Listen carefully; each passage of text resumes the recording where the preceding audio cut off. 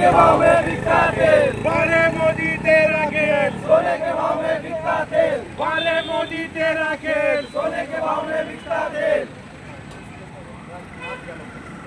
कच्चे तेल स्वस्त, कच्चे तेल स्वस्त, दरवाढ मस्त, अरे कच्चे तेल स्वस्त, दरवाढ मस्त, कच्चे तेल स्वस्त, दरवाढ मस्त, अरे कच्चे तेल स्वस्त, दरवाढ मस्त।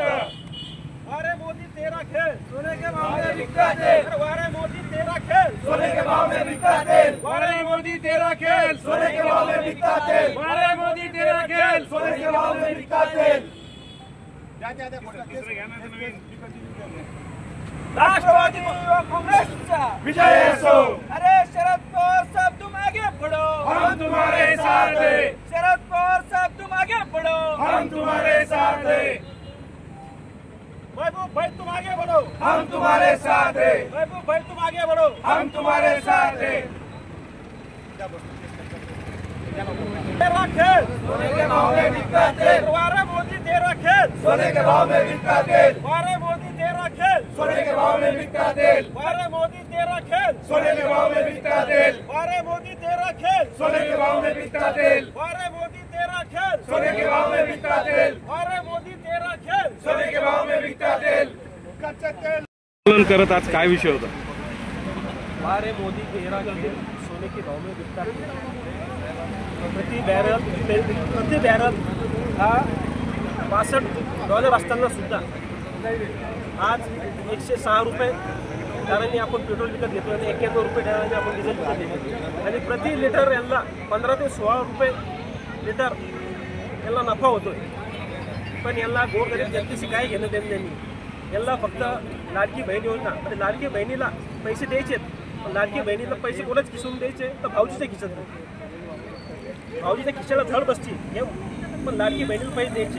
इथं जनता एकदम होळपळती आहे। आज महागाईचं निच्चांग उच्चांक वाढलेला आहे, एवढा वाढलेला आहे की गोरगरीब जनतेला आज कामासाठी जाण्यासाठी दररोज पेट्रोलची आवश्यकता असते। पेट्रोल टाकण्याचं तो जातो त्याला एवढी हळहळ होती। 106 रुपये लिटर आज पेट्रोल आहे।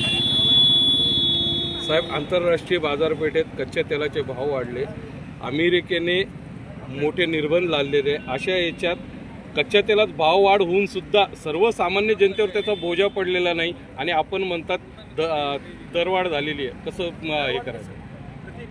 प्रति बॅलर बी आंतरराष्ट्रीय कच्च्या तेलाचे रेट वाढलेले आहेत। असं असतं आम्ही कसं आंदोलन केलं? 65 रुपये पहिले होतं आणि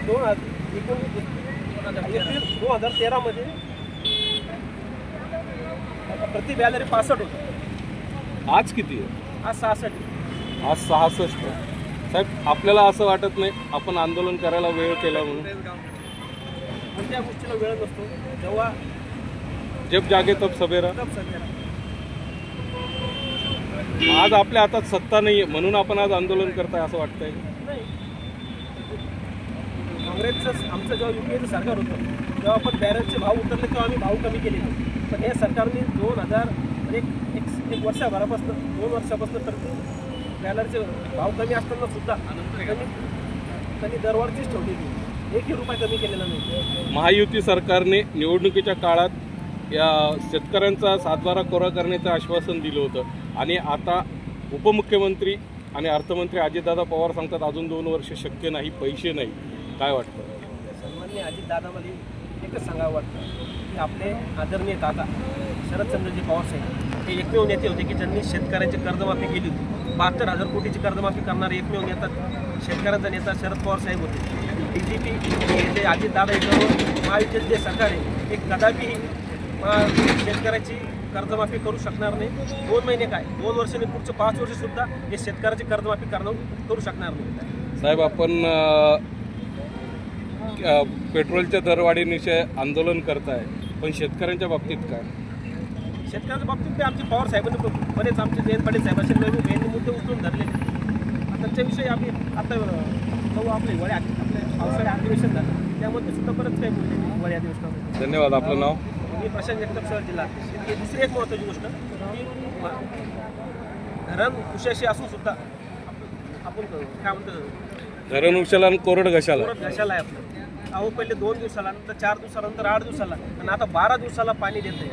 14 एप्रिल त्या दिवशी आपल्या महामानव साहेब डॉक्टर बाबासाहेब आंबेडकरांची जयंती होती. त्या जयंतीच्या दिवशी आम्ही पाण्याच्या टाकीवर जो आंदोलन केलं तेव्हा त्यांनी पाणी सोडलं. साहेब, आपल्या आताचे महाविकास आघाडीमधील मित्रपक्ष सत्तेत होते 30-35 वर्षापासून महानगरपालिकेत, हा त्यांचा प्रताप आहे आणि तुम्ही त्यांच्या मांडीला मांडी लावून बसलेले आहेत. त्यावेळेस युती सरकारमध्ये आम्ही नव्हतो, ते आता आमच्यासोबत 1 दशकापासून आलेले आहे, हे लक्षात घ्या. 30-35 वर्षा अगोदर आणि ज्यांच्या बरोबर तुम्ही आज मांडीला मांडी लावून बसले ते सत्तेत होते तेच आंदोलन करतायत. आज आम्ही त्यांना सांगू लागलो ना, आज ते पुन्हा आंदोलन करतायत. सुधारणा करणार. आज विरोधी पक्षनेता अंबादास दानवेंची पत्रकार परिषद आहे तेवढ्या बाबतीत, कशाच्या बाबतीत? पाण्याच्या प्रश्नावर. हो, तर मग मी काय म्हणतो, ते आमच्या सोबत आलेले आम्ही त्यांना सांगू लागलो ना, चांगले कामं करायचे आहेत, विकासाचे कामं करायचे आहेत, म्हणून आम्ही. म्हणजे तुम्ही हे मानता का याच्या पहिले त्यांनी जे कामं केले ते चुकीचे होते? मी काय म्हणतो, आम्ही तसं बोलत नाही. ते त्यावेळेचे बीजेपी सेनेचं सरकार होतं, त्यांनी त्यांच्या ते प्रश्न उचललेले आहेत. म्हणजे तुम्ही हे मानता का मग बीजेपी आणि शिवसेनेचं ज्यावेळेस सरकार होतं त्यावेळेस जे कामं झाले ते योग्य नव्हते? कामं चांगलीही कामं केली त्यांनी.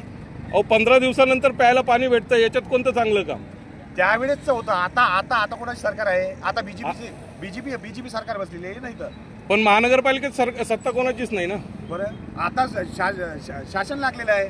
कोण ना महापौर आहे, ना सभापती आहे, ना कोणीच नाही. त्याच्यामुळे शासन असल्यामुळे ते तुम्ही यांना विचारा ना, आयुक्तांना विचारा, त्यांना सांगा, त्यांना मला 15-15 दिवसानंतर पाणी कशामुळे येत नाही हे सांगा तुम्ही. त्यांना प्रश्न विचारला पाहिजे. तुम्ही पत्रकार आहेत. 10 वर्ष झाले. 2015ला महापालिकेचे इलेक्शन झाले होते.